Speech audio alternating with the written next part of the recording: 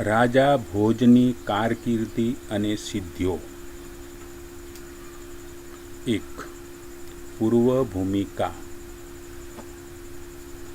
રાજા ભોજ ઈસવીસન 1000માં ગાદી પર આવ્યો હતો. તે સિંધુ રાજનો પુત્ર હતો. તેની ગણના ભારતના પ્રખ્યાત અને લોકપ્રિય શાસકોમાં થાય છે. તેનો ઇતિહાસ યુદ્ધો અને વિજયોથી ભરપૂર છે.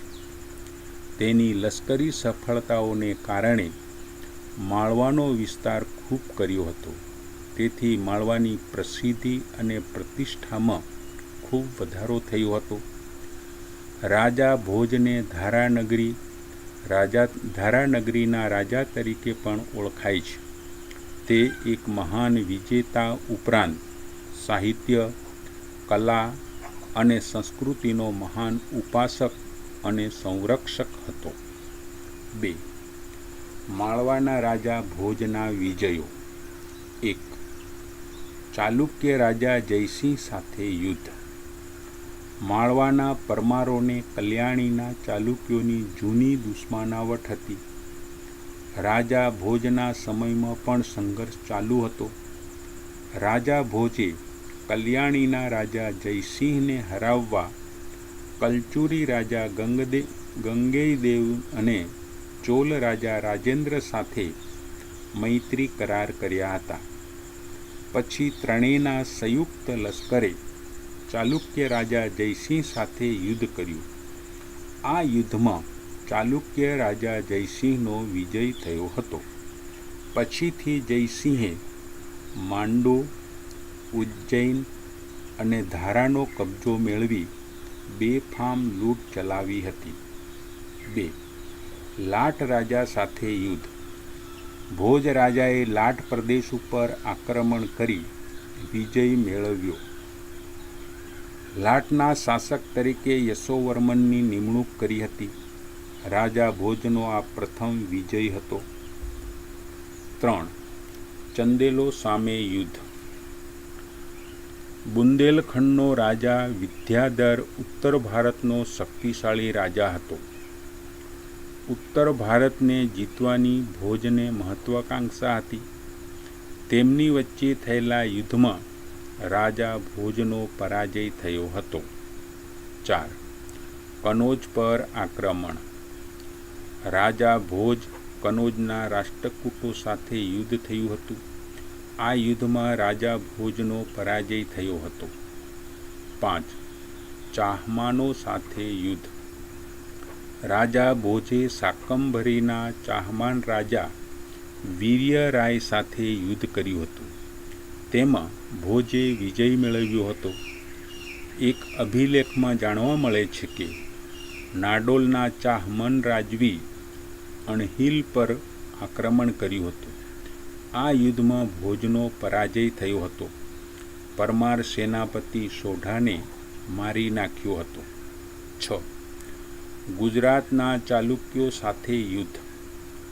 રાજા ભોજ અને ગુજરાતના સોલંકી રાજા ભીમદેવ સાથે શરૂઆતમાં સારા સંબંધો હતા. ભોજના કેટલાક કાર્યોથી તેમની વચ્ચે દુશ્મનાવટ ઊભી થઈ હતી. રાજા ભીમદેવનું સિંધ પર યુદ્ધ ચાલુ હતું. એ સમયે ભોજે ચાલુક્ય રાજાની રાજધાનીને લૂંટવા માટે પોતાના સેનાપતિને મોકલ્યો હતો.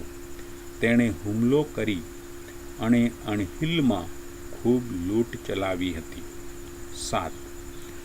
રાજા ભોજ વિરુદ્ધ સંઘ. સોલંકી રાજવી ભીમદેવે કલચુરી રાજા કર્ણને મનાવી પોતાના પક્ષમાં લીધો. પાછળથી કલ્યાણીનો ચાલુક્ય રાજા સોમેશ્વર અને લાટ રાજા ત્રિલોચન જોડાયા હતા. આ સંઘની મદદથી ભીમદેવ અને કર્ણે ભોજના માળવા ઉપર આક્રમણ કર્યું હતું. રાજા ભોજ આ બંનેનો સામનો કરવામાં નિષ્ફળ ગયો હતો. છેવટે યુદ્ધ દરમિયાન ભોજનું ઈસવીસન 1055માં અવસાન થયું હતું. 3. માળવાના ભોજની સાંસ્કૃતિક સિદ્ધિઓ. માળવાના ઇતિહાસમાં ભોજનું નામ ખૂબ જાણીતું છે. તે એક લશ્કરી નેતા તરીકે મહત્ત્વનું સ્થાન હતું. એના કરતાં તે એક વિદ્વાન અને સાહિત્યના ઉપાસક તરીકે વધારે જાણીતું હતું. રાજા ભોજ એક કવિ, વિદ્વાન અને વિદ્યાના ઉપાસક તરીકે વધારે જાણીતું હતું. તેણે સંસ્કૃત અને પ્રાકૃત ભાષામાં અનેક ગ્રંથો લખ્યા હતા.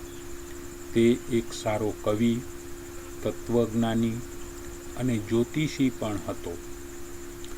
તેણે સરસ્વતી કંઠાભરણ, શૃંગાર મંજરી, ચારુ ચર્યા, ચંપુ રામાયણ, તત્વપ્રકાશ વગેરે અનેક ગ્રંથો લખ્યા હતા. તેની સભા વિદ્વાનો અને પંડિતોથી શોભતી હતી. તેની પત્ની લીલાવતી મોટી કવયિત્રી હતી. ભોજે 8 વર્ષની ઉંમરે ચંપુ રામાયણની રચના કરી હતી. બધાને આશ્ચર્યચકિત કરી દીધા હતા. ભોજે જુદા જુદા વિષયોમાં 84 જેટલા ગ્રંથો લખ્યા હતા. તેમાં ખાસ કરીને રજી માર્તંડ, શૃંગાર, પ્રકાશ, તત્વપ્રકાશ, ધર્મશાસ્ત્ર, ચિકિત્સાશાસ્ત્ર, જ્યોતિષશાસ્ત્ર, વાસ્તુશાસ્ત્ર, યંત્ર વિજ્ઞાન અને અર્થશાસ્ત્ર જેવા વિષયોનો સમાવેશ થાય છે. યંત્ર વિજ્ઞાનમાં તેના પ્રકારો, યંત્રોના નિર્માણ પદ્ધતિ, યંત્રોના તફાવતનો સમાવેશ થાય છે. રાજા ભોજે તેના દરબારમાં વિદ્વાનોને પણ સ્થાન આપ્યું હતું. એના દરબારમાં ધનપાલ અને ઉવટ જેવા કવિઓ અને સીતાની જે એક કવયિત્રીને પણ સ્થાન મળ્યું હતું. રાજા વિદ્વાનોને પ્રોત્સાહન આપવા ખૂબ ઉદાર હતો. રાજા ભોજ ખરેખર વિદ્યાપ્રેમી હતો. રાજા ભોજ શૈવ ધર્મનો ઉપાસક હતો, છતાં જૈન અને બૌદ્ધ ધર્મને પણ માન આપતો હતો. હિન્દુ ધર્મના રક્ષક તરીકે સોમનાથ, કેદારનાથ, રામેશ્વર, ભોજપુર વગેરેમાં મંદિરો બંધાવ્યા હતા. રાજા ભોજે ધારાનગરીમાં સરસ્વતી મંદિરમાં સંસ્કૃતના અભ્યાસ માટે વિદ્યાપીઠની સ્થાપના કરી હતી. મુસલમાનોએ આ વિદ્યાપીઠનો નાશ કર્યો હતો. આજે તેના અવશેષો ભોજશાલા તરીકે ઓળખાય છે. તેણે ભોજપુર નામે વિશાળ સરોવર અને ભોજપુર નગરનું નિર્માણ કર્યું હતું. આ પરાક્રમી અને પ્રજાકલ્યાણકારી રાજા લોકકથામાં આદર્શ રાજવી તરીકે અમર થઈ ગયો છે. આજે પણ એક ભારતીય રાજાના જેટલા ગુણગાનો ગાઈ શકે એ બધાનું નિરૂપણ કરવા માટે રાજા ભોજનું નામ લેવામાં આવે છે. રાજા ભોજ જીવતો હતો ત્યારે એમ કહેવાતું હતું કે આજે ભોજ રાજા ધરતી પર હાજર છે, ત્યારે ધારાનગરી મોટા આધારવાળી છે. સરસ્વતી અને વિદ્યાને અહીં આશરો મળ્યો છે. દરેક પંડિતો ખુશ છે. જ્યારે રાજા ભોજનું અવસાન થયું તો એમ કહેવામાં આવતું કે આજે ભોજ રાજાના અવસાનથી ધારાનગરી નિરાધાર થઈ ગઈ છે. સરસ્વતી આધાર વગરની થઈ ગઈ છે. પંડિતો બધા નિરાશ થઈ ગયા છે. 4. સમાપન. ભારતના મહાન અને લોકકલ્યાણકારી શાસકોમાં રાજા ભોજનું નામ આદર્શ રાજા તરીકે લેવાય છે. તેણે રાજકીય બાબતોમાં અનેક વિજયો મેળવીને વિશાળ સામ્રાજ્યની સ્થાપના કરી હતી. તેની લશ્કરી સફળતાઓને કારણે તેની પ્રતિષ્ઠા અને પ્રસિદ્ધિમાં ઘણો વધારો થયો હતો. તેને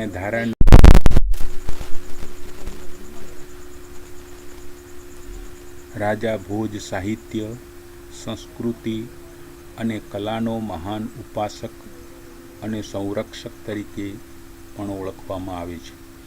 આ પરાક્રમી અને પ્રજાકલ્યાણકારી રાજા લોકકથાઓમાં આદર્શ રાજા તરીકે અમર થઈ ગયો છે.